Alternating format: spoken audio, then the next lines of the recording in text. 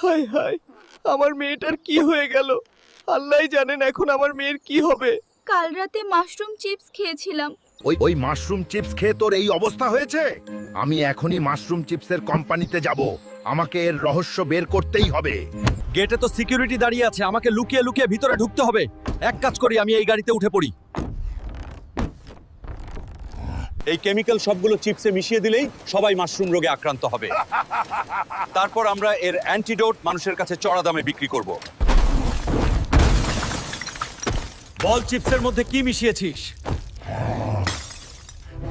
তুই এখানে এসে নিজের মৃত্যু ডেকে আনলি। আজ আমার হাতে তোর মৃত্যু হবে। তোদের চিপস খেয়ে আমার মেয়ের পায়ে মাশরুম গজিয়েছে। আমার মেয়েকে ঠিক করার ওষুধ দে এখনই।